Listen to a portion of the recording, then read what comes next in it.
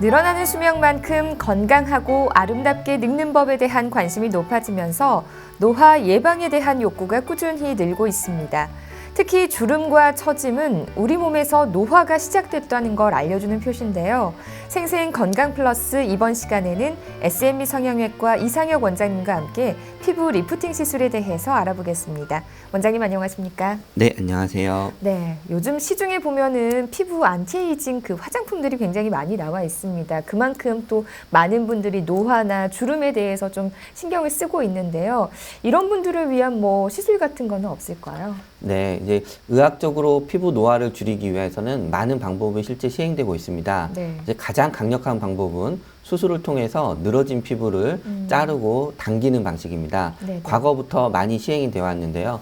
이 방법의 경우에는 회복이 오래 걸리고 그다음에 부작용이 있을 수 있기 때문에 최근에는 줄어들고 있는 추세입니다. 네. 최근에는 레이저 등의 비수술적 리프팅이 증가하고 있는 추세라고 할 수 있습니다. 네, 방금 말씀하신 비수술적 리프팅, 이제 뭐 수술을 하지 않는 비수술적 방법이다라는 건데요. 네. 이게 어떤 시술들이 있나요? 네, 대표적으로는 레이저 시술과 이제 비레이저 시술로 나누어서 생각을 해볼 수 있는데요. 네.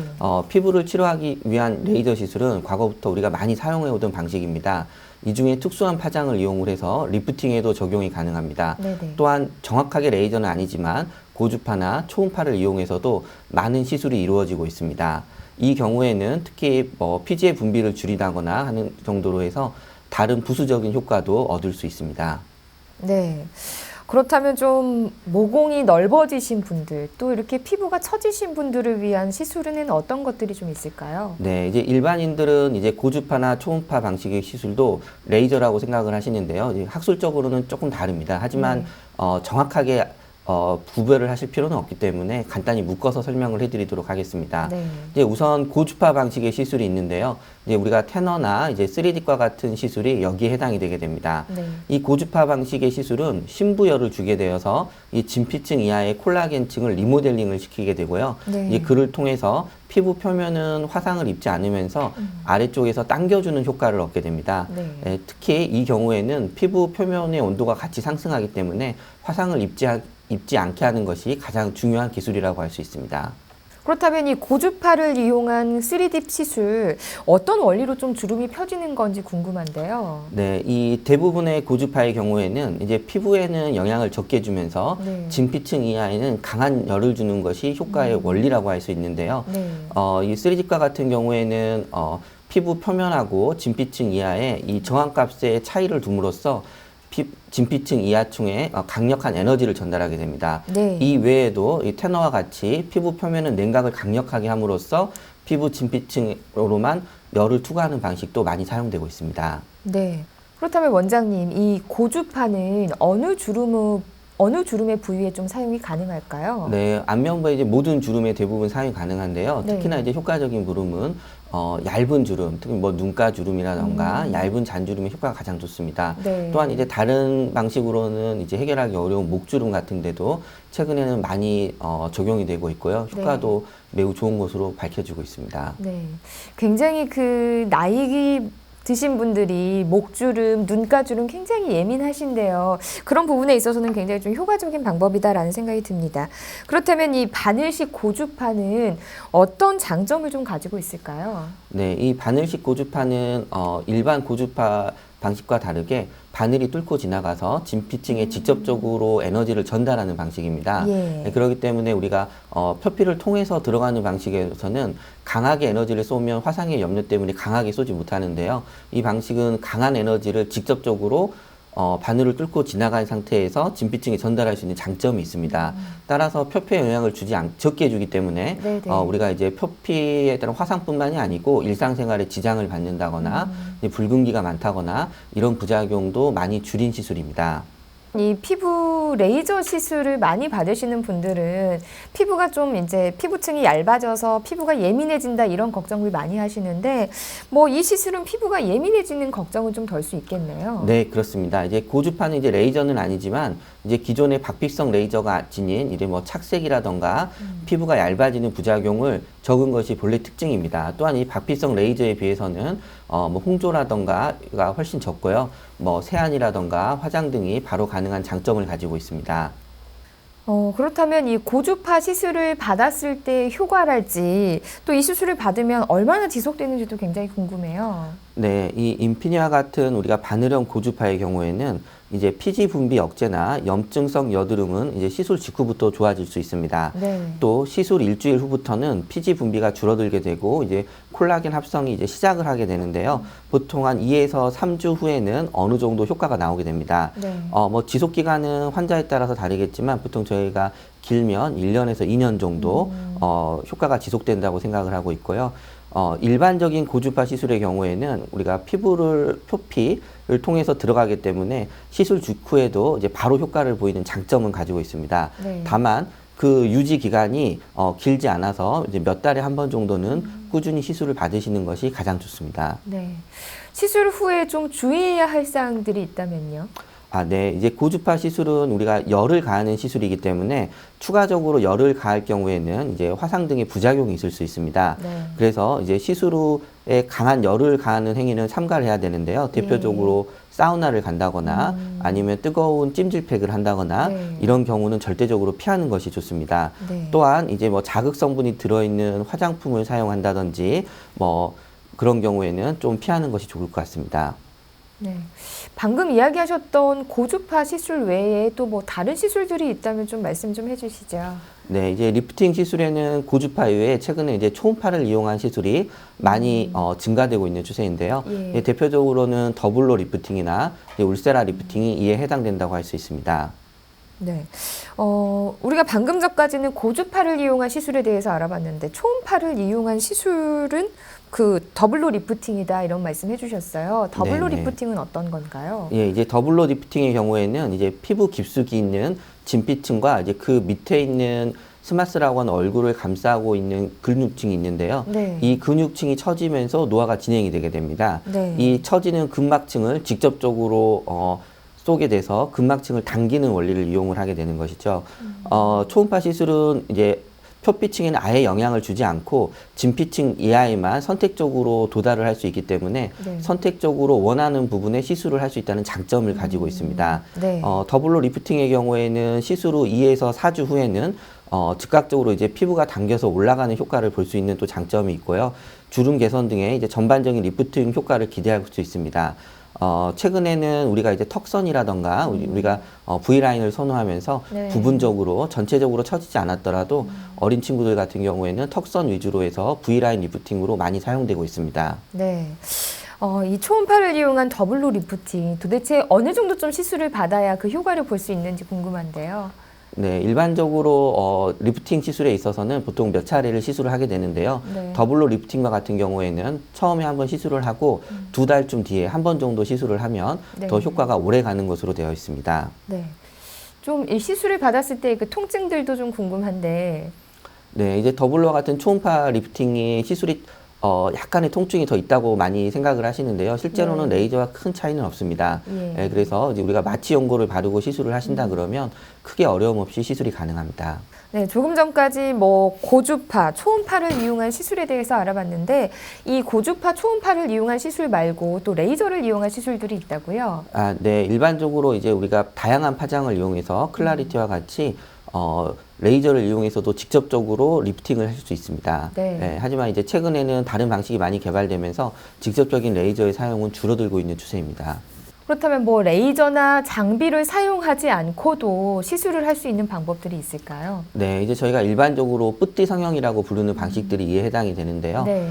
우리가 필러나 보톡스 또 최근에는 실 등을 이용해서 당겨지는 시술이 네. 여기에 해당된다고 할 수 있습니다. 네네. 우리가 뭐 주사기를 이용을 해서 주름이 꺼진 부분에 필러를 넣는다거나 표정 주름에 보톡스를 넣거나 처진 살을 실로 당기는 시술이 여기에 네. 해당된다고 할 수 있습니다. 네. 주름에 있어서는 레이저 시술 말고도 뭐 필러나 보톡스도 가능하다 이런 말씀해 주셨는데 원장님 필러란 어떤 건가요? 네, 이제 필러는 이제 주름을 채우거나 이제 볼륨을 채운다는 뜻인데요. 네. 우리가 이제 낮은 코나 아니면 우리가 나이가 들면서 꺼지는 볼살, 네네. 그다음에 꺼진 이마 이런 곳을 채우는 목적으로 사용이 됩니다. 이제 일반인들이 가장 잘못 알고 있는 상식 중 하나가 이제 보톡스를 맞게 되면 얼굴이 이제 빵빵해진다고 말씀을 하시는데요. 네. 그거는 이제 잘못된 상식이고 이제 그 빵빵해지는 거는 필러고요. 보톡스는 빵빵해지는 효과는 전혀 없습니다. 네. 이렇게 보톡스와 또 필러에 대해서 차이를 이야기를 해주셨는데 이 필러에도 종류가 굉장히 다양하다고 들었어요. 어떤 것들이 좀 있을까요? 네, 이제 필러의 종류는 크게 연구 필러, 즉 반연구 필러라고 부르는 오래가는 필러와 일반 필러로 나눌 수 있습니다. 네. 또 이 일반 필러는 성분에 따라서 대부분의 일반 필러는 HA라고 하는 물 성분 필러로 구성이 되어 있고요. 그 외에는 이제 칼슘 성분의 필러 등이 있습니다. 네네. 이 HA 성분의 필러는 우리가 일반적으로 가장 많이 들어본 뭐 주비덤, 레스틸렌, 테오시알 등이 여기에 해당이 되는데요. 네네. 장점은 언제든지 마음에 들지 않으면 녹일 수 있는 장점이 있고요. 그 다음에 볼륨을 업시켜주는 효과가 큰 장점이 있습니다. 네. 그래서 가장 많이 사용이 되고요. 네. 다만 이제 칼슘 성분의 필러는 대표적으로 레디어스 같은 성분이 있는데요. 이 경우에는 녹일 수 없는 단점은 있지만 인공뼈 성분이기 때문에 딱딱하기 때문에 코라던가 턱 등의 이제 딱딱한 모양을 만들기 위해서는 훨씬 더 좋은 장점을 가지고 있습니다. 네. 예, 또 일반적으로 이런 필러들은 1년에서 1년 반 정도의 유지 기간을 가지고 있는데요. 우리가 반연구 필러라고 하면 5년에서 10년 이상 가는 필러를 얘기합니다. 대표적으로는 미국 식약청에서 허가받은 제품으로는 아테필 등이 있을 수 있는데요. 이런 제품들은 한 번 시술로도 오랜 기간 유지되는 장점을 가지고 있기 때문에 최근 사용량이 늘어나고 있는 추세입니다. 네. 또한 단순히 꺼진 데를 채우는 것뿐만이 아니고 아테필의 경우에는 우리가 이제 일반적으로 여드름 흉터라고 그러는 위축성 반응이 있습니다. 움푹 패인 흉터에도 상당히 많은 효과가 있어서 예. 작년부터는 미국 식약청에서 여드름의 위축성 흉터에도 허가가 나 있는 상태로 많이 사용되고 있는 상태입니다. 네. 참 그 각 뭐 이렇게 피부 상태에 따라 아니면은 뭐 신체 상태에 따라 필러를 다양한 용도로 쓸 수 있겠는데요. 필러를 시술한 이후에 좀 주의해야 할 사항들이 있다면요. 네, 이제 필러 시술은 일반 수술에 비해서는 회복이 상당히 빠른데요. 네. 그러더라도 세안은 이제 화장과 세안은 2시간 이후부터 하시는 것이 가장 좋습니다. 네. 또한 이제 사우나와 찜질방은 일주일 정도 피하시는 게 좋고요. 네. 혈액순환이 떨어지는 경우에는 감염이나 염증 등의 염려가 있을 수 있기 때문에 금연을 하시는 것이 가장 중요합니다. 네. 술도 많이 드시지 않는 것이 중요하고요. 가장 중요한 것은 경락이나 마사지를 받는 경우에는 넣어놓은 필러가 본인의 위치에서 다른 곳으로 이동을 할 수 있기 때문에 네. 경락이나 마사지를 피하는 것이 가장 중요하다고 할 수 있습니다. 조금 전에 원장님께서도 이야기해 주셨지만 많은 분들이 보톡스와 또 필러에 대해서 헷갈려 하시는 것 같습니다. 그래서 이번에는 보톡스에 대해서 알아보고자 하는데요. 원장님, 보톡스란 어떤 건가요? 네, 이제 흔히 말하는 보톡스는 보툴리눔 톡신을 얘기를 하게 됩니다. 네네. 이 보툴리눔 톡신은 우리가 이제 상한 통조림에서 얻은 이제 클로스트리움 보툴리눔이라는 박테리아로부터 빼낸 독소를 얘기를 하게 되는데요. 예. 이 독소가 근육을 마비시키는 작용을 가지고 있습니다. 그래서 네. 과거에는 우리가 재활적인 목적으로 많이 사용을 했는데요. 최근에는 이제 미용적인 부분에서 얼굴에 주름을 핀다거나 거대해진 근육을 줄이는 목적으로 상당히 많이 사용되고 있습니다. 네. 시술이 가능한 부위 그리고 효과를 볼 수 있는 기간이 좀 따로 있을까요? 네, 이제 보톡스는 모든 주름에 효과가 있는 건 아니고요. 예. 우리가 표정 주름이라고 하는 인상을 쓰거나 웃거나 할 때 생기는 주름에만 효과를 가질 수 있습니다. 네, 네. 대표적으로 미간 주름이라던가 눈가 주름, 이마 주름에 가장 효과적이고요. 네, 네. 또 근육의 양을 줄이는 곳에도 효과를 볼 수 있습니다. 턱이 너무 각지고 근육이 발달한 경우 네. 또는 종아리가 너무 두껍거나 최근에는 이 승모근이라 그래서 목 뒤에 있는 근육이 너무 두꺼운 네네. 경우에도 많이 사용을 하게 되는데요. 이 경우에는 승모근의 통증도 줄여주기 때문에 사용량이 늘어나고 있는 추세입니다. 네, 그렇군요. 보톡스 이후에 또 주의사항들에 대해서도 좀 말씀을 해주시죠. 네, 이 주의사항은 마찬가지로 이제 세안은 2시간 이후부터 가능하고요. 네. 사우나나 찜질방 등은 일주일 정도 피하는 것이 좋습니다. 가장 중요한 것은 함부로 마사지를 하는 경우에는 보톡스가 초반에 이동을 해서 다른 근육에 영향을 줄 수 있기 때문에 네. 생각지 못한 부작용을 낳을 수 있습니다. 특히나 이마에 보톡스를 놓은 경우에 잘못 마사지를 하는 경우에는 눈뜨는 근육을 침범할 수 있기 때문에 조심하는 것이 좋습니다. 네. 물론 이제 보톡스를 놓기 전에 숙련된 의사의 경우에는 그분이 안검하수가 있다거나 눈의 크기를 확인을 하고 놓는 것이 중요한데요. 네네. 함부로 놓았을 경우에는 눈이 떠지지 않는다거나 하는 부작용이 있을 수 있기 때문에 예. 조심하고 상담을 충분히 받으신 후에 시술하는 것이 좋습니다. 네.